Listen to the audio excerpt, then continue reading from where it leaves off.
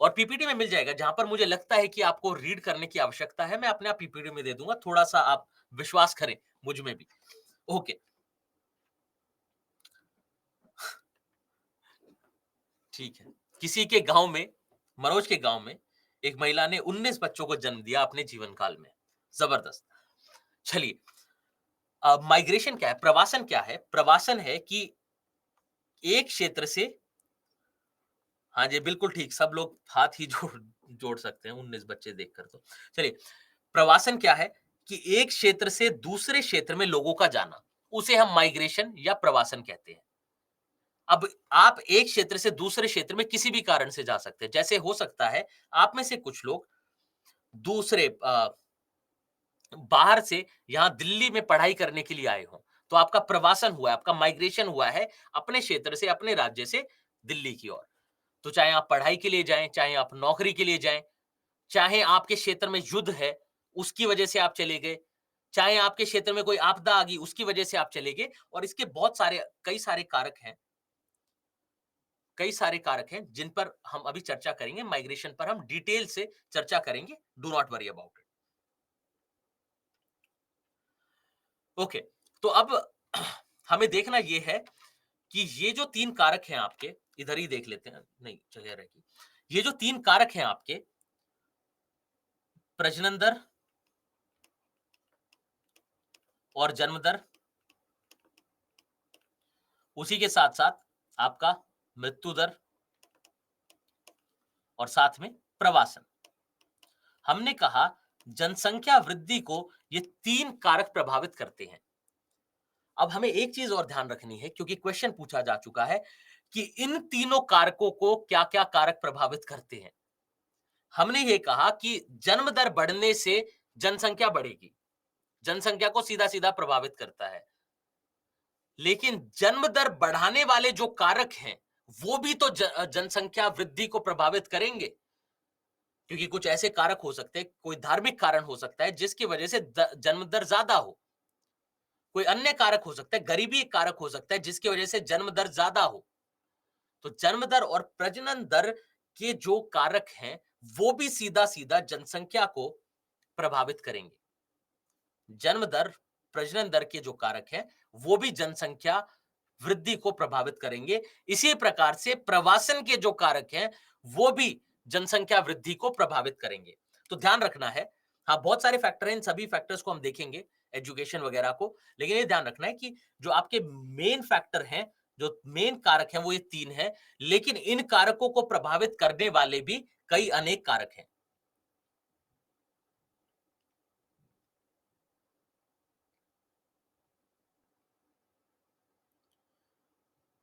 हाँ जी, तो जो ममता आप प्रश्न की बात कर रहे हैं, बिल्कुल ऐसा ही है। अब हम आगे आप देखेंगे कि जो आपका एनएफएचएस 5 है, नेशनल फैमिली हेल्थ सर्वे 5, उसमें से जो ऑब्जर्वेशन है, उसके बेसिस पर मैंने, उसके आधार पर मैंने ऑलरेडी आपकी वो जो अवधारणाएँ हैं, उनको यहाँ पर डाल लिया है और उनको हम कवर करेंगे। तो वहीं से कुछ जो चीज़ें हैं, उनको हम यहाँ पर कवर करेंगे। उसी के साथ-साथ आपने देखा होगा कि एल्डरली इन इंडिया रिपोर्ट आई, तो वो इम्पोर्टेंट हो जाता है। उससे जुड़ी हुई 4 अवधारणाएँ हैं, उनको कवर करेंगे। इसी प्रकार से आप देखें कि लिंग अनुपात को लेकर समस्या है। हालाँकि आप देखते हैं कि लिंग अनुपात बेहतर हुआ है, पर उसको लेकर कुछ समस्याएँ भी हैं, उन सभी चीज़ों को हम आगे डिस्कस करेंगे। तो हमें ध्यान रखना है कि प्रजनन दर को जो प्रभावित करेंगे कारक, वो जनसंख्या को करेंगे। मृत्यु दर को जो प्रभावित करेंगे, वो जनसंख्या को करेंगे। प्रवासन को जो प्रभावित करेंगे, वो जनसंख्या को करेंगे। तो मेरे ख्याल से अब ये आपको क्लियर होगा, क्योंकि जब आगे क्वेश्चन दिखाऊँ तो आपको कन्फ्यूजन नहीं होनी चाहिए।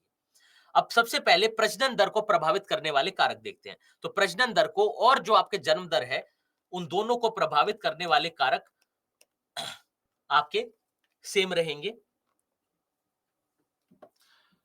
तो इन कारकों को जब आप देखेंगे, तो इसमें ध्यान रखना है कि जब प्रजनन की हम बात करते हैं या बच्चे की, संतान की उत्पत्ति की जब हम बात करते हैं, तो एक तो वहां पर महिला महत्वपूर्ण हो गई, एक पुरुष महत्वपूर्ण हो गए, और एक पूरा परिवार महत्वपूर्ण हो गया। क्योंकि यही लोग हैं, ये जो परिवार है, परिवार की संस्था है, यही डिसाइड करेगी कि बच्चा होगा कि नहीं। उसमें महिला की भी भूमिका है, पुरुष की भी भूमिका है, और इस परिवार को समाज प्रभावित करेगा।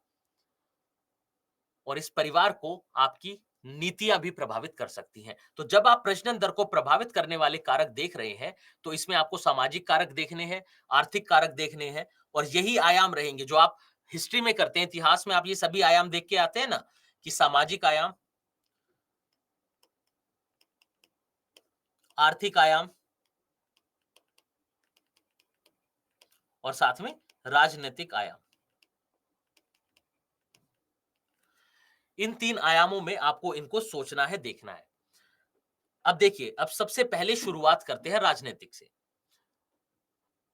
राजनीतिक आयाम में यदि देखें, जैसे उदाहरण के लिए आप यहां पर वन चाइल्ड पॉलिसी ले लें, चाइना की वन चाइल्ड पॉलिसी, या फिर भारत में बच्चे दो ही अच्छे, जो 2 बच्चों को के होने को पॉपुलराइज किया गया कि इससे ज्यादा ना हो, 2 बच्चे सफिशिएंट है, काफी है।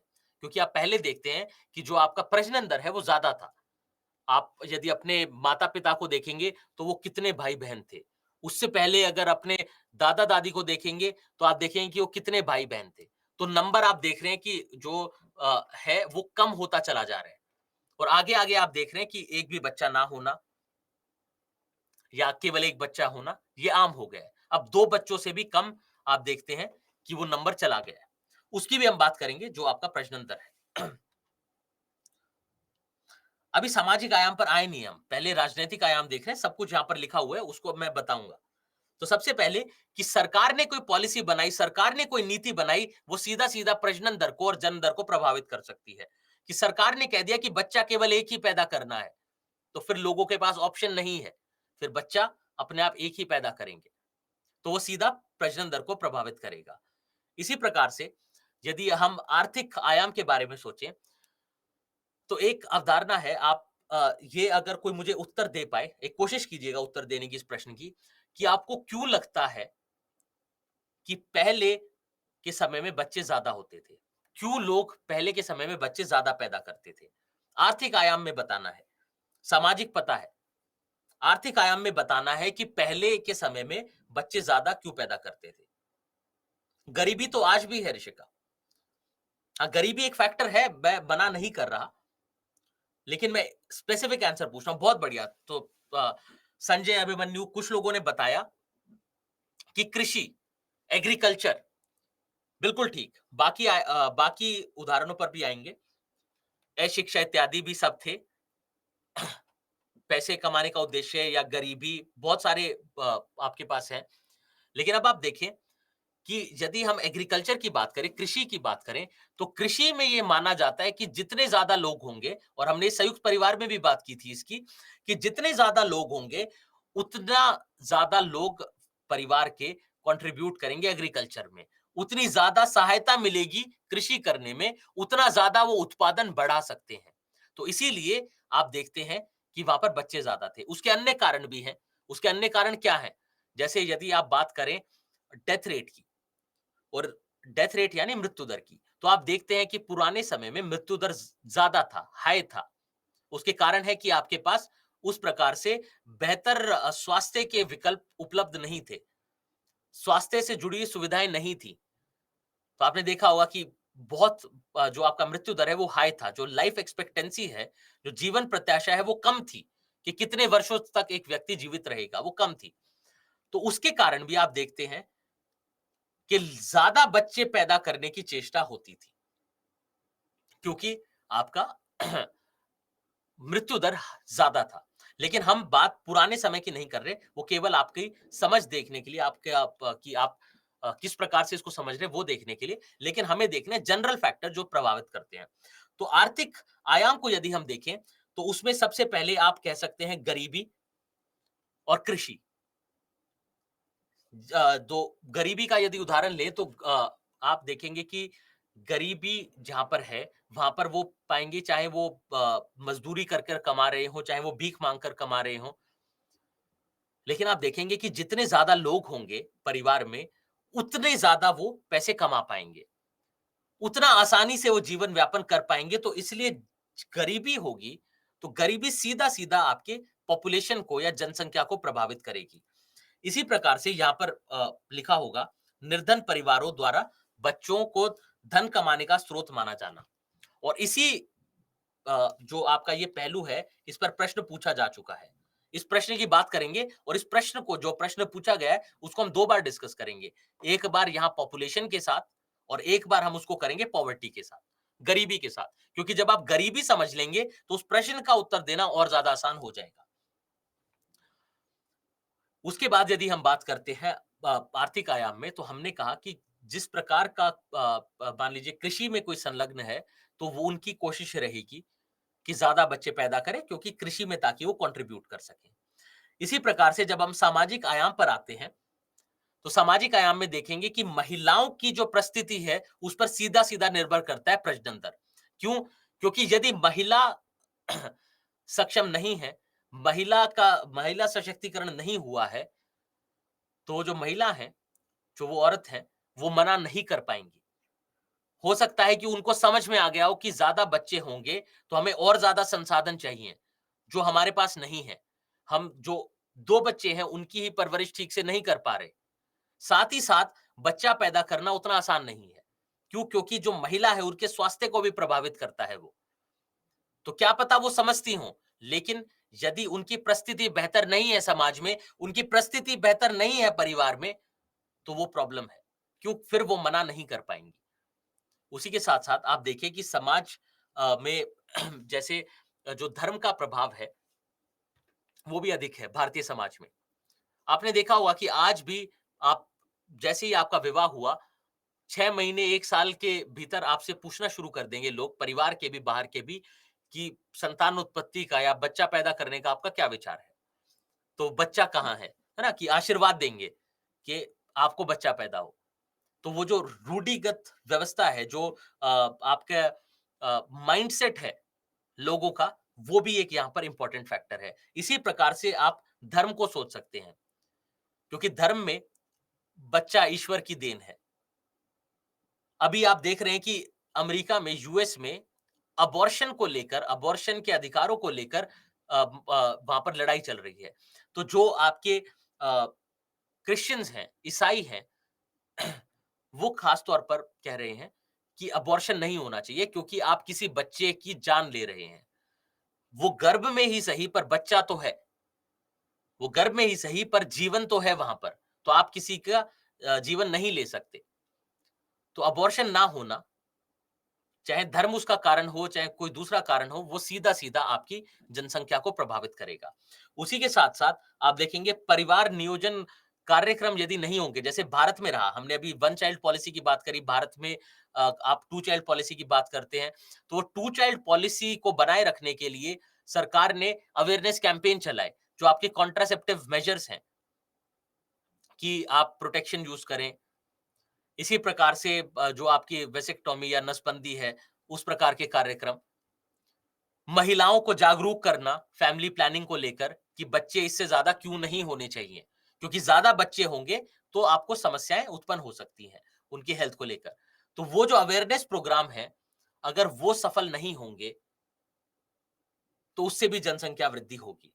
उसके बाद मैंने कहा था कि बाल व शिशु मृत्यु दर का अधिक होना, क्योंकि बच्चों की ज़्यादा मृत्यु होगी, ज़्यादा बच्चे जो पैदा हो रहे हैं, वो उनकी मृत्यु हो जाएगी, तो परिवार की कोशिश रहेगी कि ज़्यादा बच्चे करें, ताकि कल को, मैं ऐसा नहीं कह रहा कि वो बिल्कुल भी इसको भावनात्मक रूप से नहीं देख रहे, कि एक बच्चे की मृत्यु हो गई तो दूसरा बच्चा है।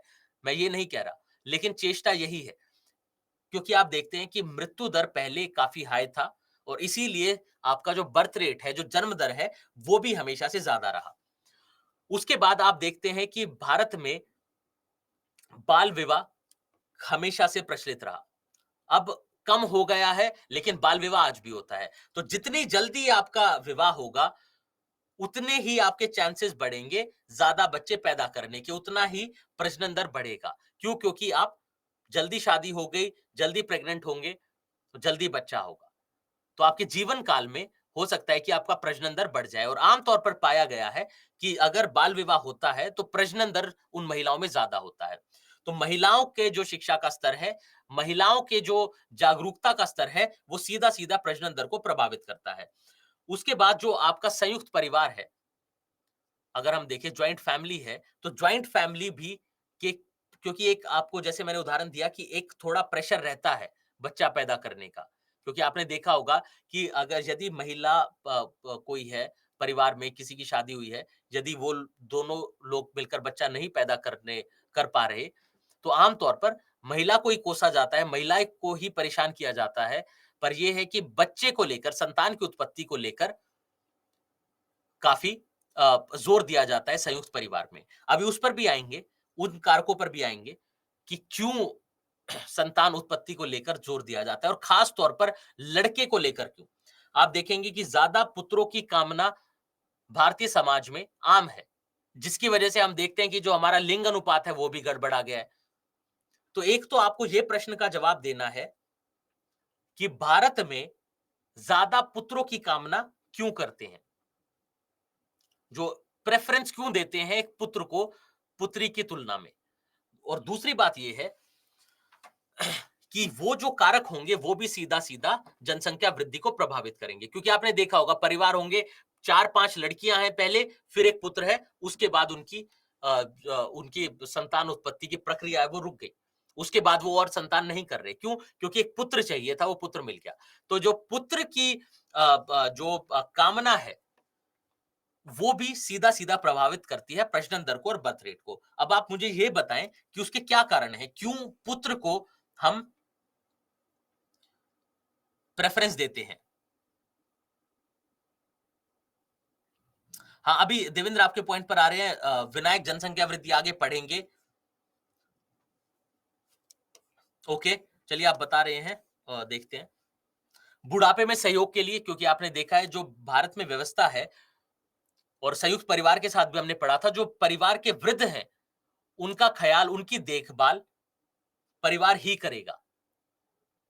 अब परिवार में भी आप देखते हैं कि हमने कहा था कल जब परिवार की बात की थी, हमने कहा था कि हमारे पितृस्थानीय परिवार हैं, पैट्रिलोकल फैमिलीज़ हैं, कि लड़के के जो लड़के का जो घर है, वहाँ पर आमतौर पर लड़की जाकर रहती है। तो जो आपके वृद्ध हैं, वो भी आश्रित किस पर रहेंगे? लड़के पर। उसके अलावा और क्या बता रहे हैं आप? वंश चलाने के लिए, तो वंश चलाने की जगह आप उसको बोल सकते हैं कि जो आपकी वंश चलाना भी आप उसको बोल सकते हैं क्योंकि लीनेज आपको आगे बढ़ाना है। अब दूसरा ये है कि उसका कारण ये है कि जो आपकी प्रॉपर्टी है, वो आपके वंश में ही आपकी दर पीढ़ी ही ट्रांसफर होती है। तो प्रॉपर्टी ट्रांसफर करने के लिए भी पुत्र की कामना। पितृ ऋण से मुक्त होना, उसको मैं अभी बताता हूँ आसान भाषा में कि तीसरी बात ये है कि जब हम धर्म से जोड़कर देखते हैं, मान लीजिए जो किसी की मृत्यु हुई परिवार में, जैसे पिता की खास तौर पर, तो उनको जो अंत में अग्नि देनी है, उनकी चिता को, वो कौन करता है? वो लड़का करता है और उसके लिए भी लड़के को ज़्यादा प्रेफ़रेंस दी जाती है। अब मेन पॉइंट आपका पितृसत्तात्मक व्यवस्था, क्योंकि हमें पता है कि जो लड़कियाँ हैं और जो महिलाएँ हैं, उनके प्राधिकार कम है भारतीय समाज में। साथ ही साथ जो आपकी दहेज प्रथा है, वो एक प्रॉब्लम है, क्योंकि आपको दहेज देना है। लड़की यदि पैदा हुई, कल को उसकी शादी होगी, तो आपको दहेज देना पड़ेगा। इसलिए पुत्र की कामना करना।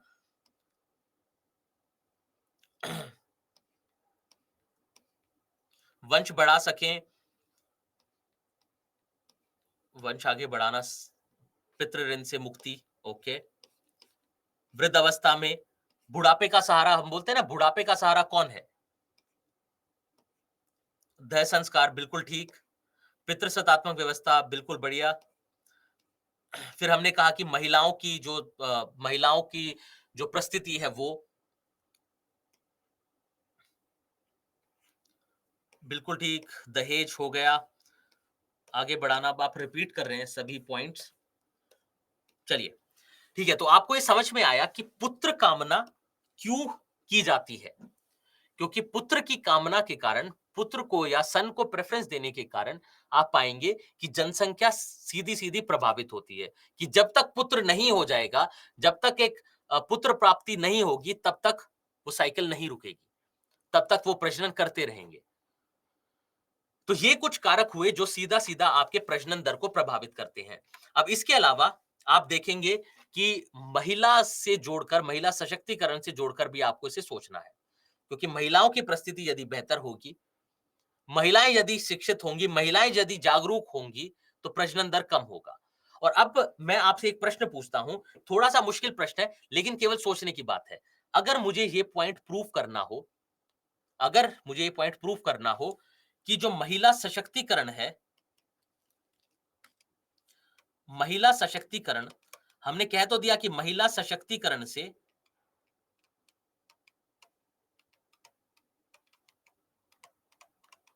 आप जनसंख्या वृद्धि को रोक सकते हैं।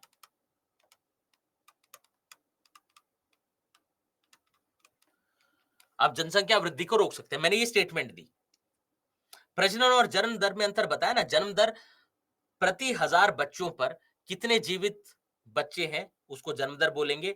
प्रजनन दर हमने बताया कि महिला अपने लाइफ साइकिल में, अपनी रिप्रोडक्टिव एज में कितने बच्चों को समानतः जन्म दे रही हैं, उसको हम प्रजनन दर कहेंगे। सन की बच्चों की या लड़कों की संख्या बढ़ने से क्या समस्या आ सकती है, उसको आगे डिस्कस करेंगे, डू नॉट वरी। ठीक है। अब ये देखिए, अगर मैंने ये कहा, ये पॉइंट प्रूव करना हो, हमने कहा कि महिला सशक्तिकरण से जनसंख्या वृद्धि हो सकती है और इसको क्वेश्चन के जरिए करेंगे। लेकिन अगर मुझे ये पॉइंट प्रूव करना हो, तो मैं कैसे प्रूव करूं ये पॉइंट? पता हमें है कि महिला सशक्तिकरण होगा, वो पढ़ेंगी लिखेंगी, तो ज्यादा उम्र तक पढ़ेंगी, बाल विवाह नहीं होगा, तो प्रजनन दर कम होगा। महिला सशक्त होंगी, जागरूक होंगी, तो ये जो आपके फैमिली प्लानिंग के मेथड है, परिवार नियोजन की जो तकनीक है, उनका इस्तेमाल करेंगी। लेकिन मुझे प्रूफ कैसे कर सकता हूं मैं ये पॉइंट? बहुत बढ़िया, आपके जिले के डीएम महिला सशक्तिकरण पर जोर दे रहे हैं। देखिए, ऐसा नहीं है। क्या बिनु आपने पूछा कि क्या केवल बेटा ही पिता को अग्नि दे सकता है? ऐसा माना जाता है धार्मिक तौर पर, और जो एक रूढ़िगत परंपरा है वो चली आ रही है। ऐसा नहीं है। आज के समय में आपको हर प्रकार के उदाहरण मिल जाएंगे कि लड़की भी जो आपकी अ, अग्नि है वो दे रही है। नहीं, ठीक है, मेडिकल इन्फॉर्मेशन होगी, वो जागरूक होंगी तो वो रोक सकती हैं, एजुकेशन से रोक सकती हैं। प्रूफ कैसे करेंगे? प्रैक्टिकल करके कैसे प्रूव करेंगे, ये मुझे समझ नहीं आया।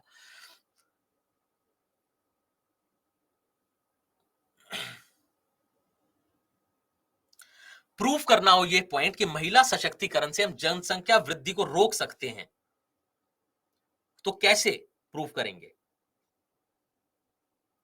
कुछ एरियाज का एग्जांपल लेके देखिए, किसी भी बात को यदि प्रूफ करना है, एक बात आज ध्यान रखें, किसी भी बात को यदि आपको प्रूफ करना है, तो आपके पास क्या होना चाहिए? डेटा या आंकड़े, है ना?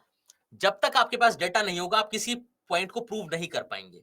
इस पॉइंट को यदि प्रूव करना है, तो सबसे पहले महिला सशक्तिकरण के आयाम सोच लें। महिला सशक्तिकरण के क्या क्या आयाम है? शिक्षा एक आयाम है, नौकरी एक आयाम है, उनका एक आर्थिक आयाम है, राजनीतिक आयाम है कि महिला राजनीतिक तौर पर सशक्त हो, आर्थिक तौर पर सशक्त हो, शिक्षित हो, इत्यादि कई सारे आयाम हैं।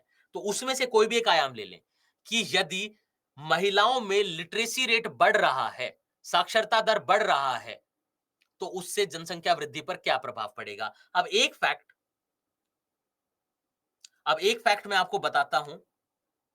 हाँ, बिल्कुल ठीक। जैसे आप कह रहे हैं कि केरला में यदि देखें तो आपको ये मिलेगा। लेकिन केरला का मैं आपको एक केस पहले ही बता देता हूँ, अपवाद है।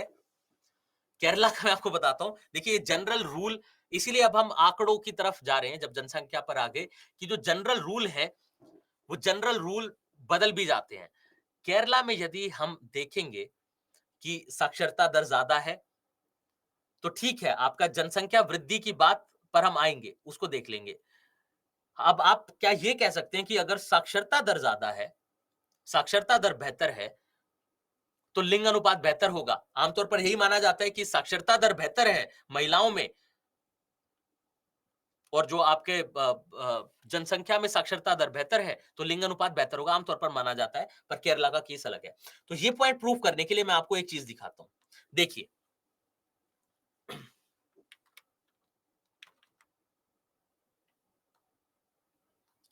वो अगले चैप्टर में है, मैं आपको बताता हूं। ये पॉइंट प्रूव करने के लिए महिला सशक्तिकरण से जनसंख्या वृद्धि को रोक सकते हैं, इसको प्रूव करने के लिए आप क्या करेंगे? आप देखेंगे एक सबसे आसान तरीका है भारत में ग्रामीण भारत का और शहरी भारत का। आपको पता है कि शहरी भारत में साक्षरता दर बेहतर है, महिलाओं में साक्षरता दर बेहतर है और जो आपका ग्रामीण क्षेत्र है वहां पर महिलाओं में साक्षरता दर कम है। तो ये सीधा-सीधा महिला सशक्तिकरण को दिखाता है, दर्शाता है। उसके साथ-साथ आप देखेंगे कि जो आपके अर्बन एरियाज़ हैं या शहरी जो आपका क्षेत्र है, वहां पर आपका जो प्रजनन दर है, फर्टिलिटी रेट है, वो कम है, करीब-करीब 1.6 के पास। साथ ही साथ जब आप रूरल एरियाज में या ग्रामीण भारत में जाएंगे, जहां पर साक्षरता दर कम है, वहां पर आपका जो फर्टिलिटी रेट है वो ज्यादा है, 2.1 या 2.2 है शायद। तो ये जो पॉइंट है वो सीधा सीधा प्रूफ कर देगा कि महिला सशक्तिकरण से हम जनसंख्या वृद्धि को रोक सकते हैं। और ये महिला सशक्तिकरण से जनसंख्या वृद्धि को हम रोक सकते हैं, ये एक प्रश्न है प्रीवियस ईयर का। तो जब प्रश्न करेंगे इस चैप्टर के एंड में, तब हम इसको कर लेंगे। पर ये ध्यान रखें कि कैसे आपको सोचना है कि महिला सशक्तिकरण से प्रजनन दर कैसे प्रभावित होगा। तो महिला सशक्तिकरण के पहले आयाम सोचेंगे, फिर ये देखेंगे कि हमें महिलाओं के पास कितनी संपत्ति है, इसके आंकड़े शायद नहीं मिले, लेकिन साक्षरता दर के जरूर मिल जाएंगे। क्यों? क्योंकि वो आपके सेंसस में भी होता है, फिर साक्षरता दर बाद में भी आप चेक करते हैं, तो आपको आंकड़े जरूर मिलते हैं। और साथ ही साथ फर्टिलिटी रेट के या प्रजनन दर के आंकड़े तो एनएफएचएस में आते ही हैं। तो इससे आप सीधा सीधा इसको प्रूव कर सकते हैं। बहुत बढ़िया, आपने पॉइंट लिखा था, लेकिन काफी सारे पॉइंट हो जाते हैं तो इसलिए बीच में मिस हो जाता है। बहुत बढ़िया जिनने ये पॉइंट लिखा था, बहुत खूब। तो यहाँ पर आपको हमने देखा, यहाँ पर आपको हमने दिखाया कि प्रजनन दर को प्रभावित करने वाले क्या क्या कारक हो सकते हैं, जिसमें निरक्षरता, फिर जो आपके जो मान लीजिए कि अ, आपकी सरकारी नीति है वो, उसके अलावा भारत में यदि हम देखते हैं तो धर्म का, संस्कृति का प्रभाव अधिक है, जिसके कारण आपका प्रजनन दर प्रभावित होता है। अब हम करेंगे ये कि अब हम लेंगे पहले एक ब्रेक और उसके बाद हम पढ़ेंगे प्रवासन को, क्योंकि हमें करना ये है कि हमें देखिए कि पॉपुलेशन, जनसंख्या वृद्धि को देखना है, जनसंख्या वृद्धि को रोकना है या उसको कंट्रोल करना है। तो हम 3 फैक्टर्स को देख सकते हैं, प्रजनन को, प्रवासन को और मृत्यु दर को। अब मृत्यु दर को तो आप ये नहीं कह सकते कि जनसंख्या कम करने के लिए मृत्यु दर बढ़ा दें। वो तो हम नहीं कर सकते क्योंकि वो एथिकली राइट नहीं है। और जो आपका मृत्यु दर है वो आप देखते हैं कि वर्षों से आप देखेंगे तो मृत्यु दर कम ही होगा। क्यों? क्योंकि अब आपके पास बेहतर सुविधाएं उपलब्ध हैं। तो हम 2 चीज़ों को कंट्रोल कर सकते हैं। एक तो है आपका प्रवासन, माइग्रेशन, और दूसरा है आपका प्रजनन दर। तो यदि हमें जनसंख्या को कंट्रोल करना है तो इन दोनों फैक्टर्स को हमने देख लिया। उन फैक्टर्स के भी फैक्टर्स को, उन कारकों के भी कारक को देख लिया, तो आप कोई भी क्वेश्चन होगा उसको मिस नहीं कर पाएँगे। उसको आप नहीं छोड़ पाएँगे, कोई भी क्वेश्चन होगा, क्योंकि आपको जैसे मैंने बताया, प्रजनन दर को प्रभावित करने वाला महिला सशक्तिकरण। अब वो महिला सशक्तिकरण भी यहाँ पर महिलाओं की परिस्थिति से या जो आपका सामाजिक आयाम है प्रजनन दर का, जो प्रभावित करता है, उससे आया। तो इसी प्रकार से किसी और फैक्टर से भी वो क्वेश्चन पूछ सकते हैं। आयाम किसे कहते हैं? आपकी परिभाषा आप उनको बता दें एसएमई सर प्लीज।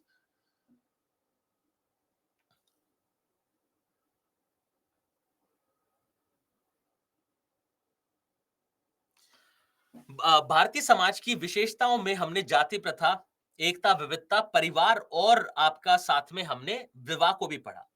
उसके अलावा जो आपका बचता है धर्म है, धर्म को हम करेंगे सांप्रदायिकता के साथ कवर, क्योंकि उससे सांप्रदायिक इशू होते हैं, समस्या होती है। उसके अलावा जो आपकी मान लीजिए कि पॉलिटिकल फीचर्स हैं, राजनीतिक जो आपकी विशेषताएं हैं भारतीय समाज की, वो आप पेपर 2 में संविधान के साथ पढ़ते हैं। उसके अलावा जो आर्थिक विशेषताएं हैं भारतीय समाज की, उसको आप पेपर 3 में अर्थव्यवस्था के साथ पढ़ते हैं। और उसी के साथ-साथ हमारी सारी जो विशेषताएं हैं भारतीय समाज की पूरी हो गई। फिर एक विशेषता भारतीय समाज की बचती है, जो है आपकी जनजातियां, क्योंकि जनजातियों की संस्कृति अलग है। तो जनजातियों को हम लास्ट चैप्टर में, जब हम वल्नरेबल सेक्शन कर रहे होंगे, उसके साथ हम उसको जनजातियों को करेंगे। एनएफएचएस के डेटा पर आएंगे, आपको करंट डेटा मिल जाएगा। ओके, चलिए तो अब हम ब्रेक लेते हैं और उसके बाद जो आपका ब्रेक है, उसके बाद हम प्रवासन के साथ स्टार्ट करेंगे। तो अब हम ब्रेक लेते हैं, 8:10 पर वापस मिलेंगे। तब तक के लिए ब्रेक, आप चाय पानी पीजिए, जो हमने पढ़ा है उसके बारे में सोचिए, क्योंकि उसको एब्जॉर्ब करने में थोड़ा सा आपको टाइम लगेगा। चलिए फिर 8:10 पर मिलते हैं।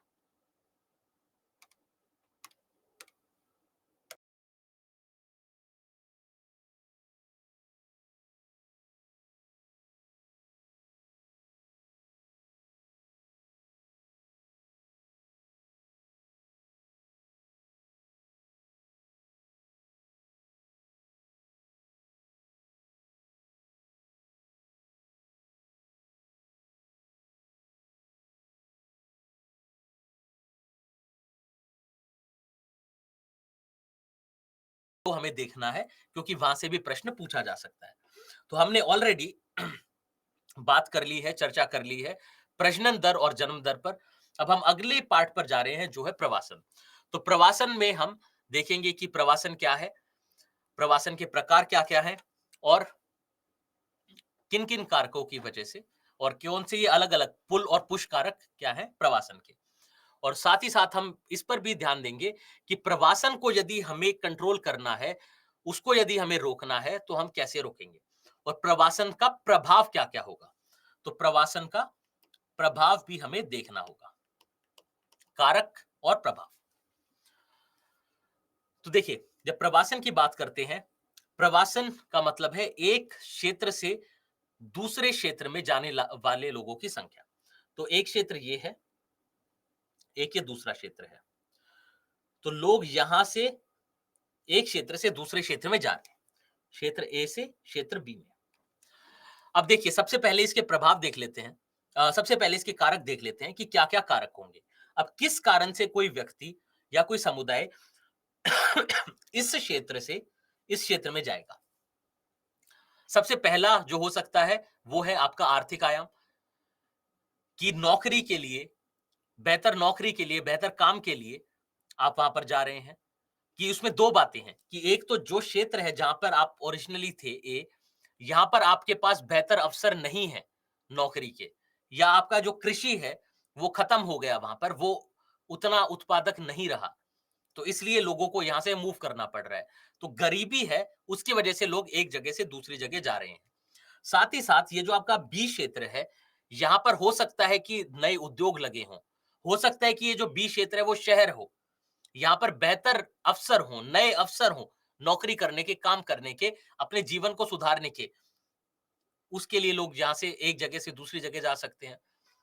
फिर बेहतर शिक्षा प्राप्त करने के लिए, बेहतर स्वास्थ्य के विकल्प के लिए, बेहतर जीवन शैली के लिए, क्योंकि आप देखते हैं कि शहरों में जो आपकी सुविधाएं हैं वो ज्यादा हैं। आप अगर गांव से कंपेयर करें, ग्रामीण क्षेत्र से कंपेयर करें, तो आपकी जो सुविधाएं हैं वो ज्यादा हैं शहरों में। तो उन सुविधाओं के लिए, या फिर जो शहर की चकाचौंध है, जो शहर का लाइफस्टाइल है, शहर की जो जीवन शैली है, उसके लिए लोग जा सकते हैं एक क्षेत्र से दूसरे क्षेत्र। उसके अलावा आप कह सकते हैं कि भौगोलिक कारण से, हमने क्या कहा था कि जनसंख्या वितरण के जो कारण थे वो यहीं पर लगे, कि यदि इस क्षेत्र ए में यहां पर कोई भी संसाधन नहीं है, कोई भी जो आपके नेचुरल रिसोर्सेज है नहीं है, तो वो दूसरे क्षेत्र जाएंगे ताकि वहां पर कुछ बेहतर हो, वहां पर कुछ काम कर लें, चाहे नौकरी कर ले, चाहे कृषि कर ले, चाहे सेवा क्षेत्र में कार्यरत हो जाए। इसी प्रकार से यदि ये जो ए है, यहाँ का जो टेरेन है वो मुश्किल है, उसकी वजह से लोग दूसरे क्षेत्र में जा सकते हैं। साथ ही साथ राजनीतिक कारकों को आप देखें, तो यदि यहाँ पर जो ए क्षेत्र है, यहाँ पर अगर सरकार अच्छी नहीं है, सरकार अथॉरिटेरियन है, सरकार लोगों का दमन करती है, सरकार आपकी स्वतंत्रता नहीं मानती, उसकी वजह से लोग एक क्षेत्र से दूसरे क्षेत्र जा सकते हैं। या कोई दूसरी सरकारी नीति ऐसी हो कि मान लीजिए किसी एक देश को, किसी एक राष्ट्र को वो किसी एक धर्म से जोड़ दें, जो सेक्युलरिज्म है वो खत्म हो जाए, वो कहें कि ये इन बहुसंख्यकों का देश है, तो वहां से अल्पसंख्यक निकल सकते हैं। अल्पसंख्यकों के साथ यदि कोई भी उत्पीड़न हो रहा है, उसकी वजह से निकल सकते हैं। तो अनेक कारक, चाहे वो आपके भौगोलिक हों, आर्थिक हों, सामाजिक हों, राजनैतिक हों, उन कारकों की वजह से आप एक क्षेत्र से दूसरे क्षेत्र में प्रवासन कर सकते हैं। उसी के साथ-साथ आप यहाँ पर एनवायरमेंटल फैक्टर भी जोड़ लेंगे, पर्यावरणीय कारक भी जोड़ लेंगे। जैसे आज के समय में आप देखें तो शहरों का प्रदूषण के कारण बुरा हाल है। तो उस प्रदूषण से बचने के लिए, साफ वायु में अपना जीवन यापन करने के लिए भी आप एक क्षेत्र से दूसरे क्षेत्र में प्रवासन कर सकते हैं। या फिर कोई आपदा आ रही है, अब आप देख रहे हैं क्लाइमेट चेंज की वजह से नहीं पता चलता कि कब आपके सूखा पड़ जाए, कब कहीं पर बाढ़ आ जाए, कब कहीं पर भूस्खलन हो जाए। तो उसकी वजह से, किसी आपदा की वजह से भी आप एक क्षेत्र से दूसरे क्षेत्र में प्रवासन कर सकते हैं। तो ये सारे हैं प्रवासन के कारक। तो यहां पर आपको फैक्टर्स दे दिए गए हैं, आप उनको देख लेंगे। अब ये जो फैक्टर हैं प्रवासन के, इसको आप दो तरीके से देख सकते हैं। एक तो कुछ वो फैक्टर है जो आपको एक क्षेत्र से बाहर की ओर धकेल रहे हैं, यानी आपको बाहर की ओर पुश कर रहे हैं। दूसरे कारक वो हो सकते हैं जो आपको एक क्षेत्र की तरफ खींच रहे हैं, पुल कर रहे हैं। तो पुश कारक और पुल कारक। जैसे पुल कारक सोचें, कुछ ऐसे कारक जो आपको शहर की तरफ खींच रहे हैं, नए रोजगार के अवसर, बेहतर जीवन शैली, बेहतर शिक्षा और स्वास्थ्य के विकल्प, वो क्या है? वो आपको शहर की तरफ पुल कर रहे हैं, शहर की तरफ खींच रहे हैं। तो वो क्या हुए? पुल कारक। इसी प्रकार से ग्रामीण क्षेत्र में आप या ग्रामीण नहीं, किसी भी क्षेत्र से हो सकता है कि वहां पर गरीबी है, वहां पर कोई भी संसाधन नहीं है, तो वो आपको बाहर धकेलेंगे, वो आपको पुश करेंगे उस एरिया से बाहर।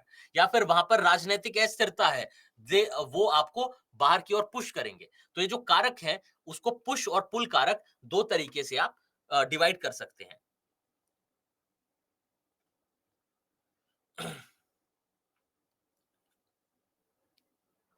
देखिए, गतिशीलता जो मोबिलिटी है, अ, उसको अलग परिप्रेक्ष्य में आमतौर पर इस्तेमाल किया जाता है। उस शब्द को आप बोल सकते हैं कि राजनीतिक कारकों की वजह से। देखिए, अब ये तो हुए इनके कारक, प्रवासन के कारक, पुश और पुल फैक्टर्स हो गए कि जो किस वजह से आप एक क्षेत्र से दूसरे क्षेत्र में जा रहे हैं। ये तो हुए प्रवासन के कारक। अब दूसरी बात ये है, राजनीतिक कारक अभी बताया कि राजनीतिक अस्थिरता है, कहीं पर युद्ध हो रहा है। युद्ध राजनीतिक कारणों से होता है या सामाजिक कारणों से भी कोई युद्ध हो सकता है कि आपस में लड़ाई चल रही है। उसकी वजह से भी आप एक जगह से दूसरी जगह प्रवासन कर सकते हैं। अब देखिए, अब आपको 2 बातें सोचनी है। सामाजिक सामाजिक कारक, जैसे कोई अल्पसंख्यक है उदाहरण के लिए, अब उन अल्पसंख्यकों का उत्पीड़न हो रहा है, उसके कारण वो जा सकते हैं। या फिर आप किसी एक जाति विशेष से हैं और आपकी जाति के साथ, आपकी जाति के समुदाय के साथ भेदभाव हो रहा है, तो आप एक क्षेत्र से दूसरे क्षेत्र जा सकते हैं। ये क्या हुए? सामाजिक कारण। और सामाजिक कारणों में ही आप देखेंगे कि चाहे आपका शिक्षा हो, कि आपके पास शिक्षा का बेहतर विकल्प है ही नहीं आपके क्षेत्र में, उसकी वजह से प्रवासन, वो भी सामाजिक में आएगा। तो यहां पर लिखे हैं, क्लासिफाई कर दिया, आप देख लें। आसान चीज है समझने के लिए, इसलिए उस पर मैं ज्यादा जोर नहीं डाल रहा। अभी अलगाव हमने पढ़ा नहीं है, अभी पढ़ेंगे। आप थोड़ा सा पेशेंस रखें। देखिए, अब इसको देखें, आप एक क्षेत्र से दूसरे क्षेत्र में गए, क्षेत्र ए से क्षेत्र बी में प्रवासन हुआ, किसी भी एक व्यक्ति का या किसी भी एक ग्रुप का। अब आप देखेंगे कि ये जो क्षेत्र है, इस पर तो निश्चित रूप से प्रभाव पड़ेगा। क्या प्रभाव पड़ेगा? जो यहां पर जनसंख्या है, उसका क्या होगा? जनसंख्या बढ़ेगी। साथ ही साथ जो जनसंख्या घनत्व है, उसका क्या होगा? जनसंख्या घनत्व भी बढ़ेगा।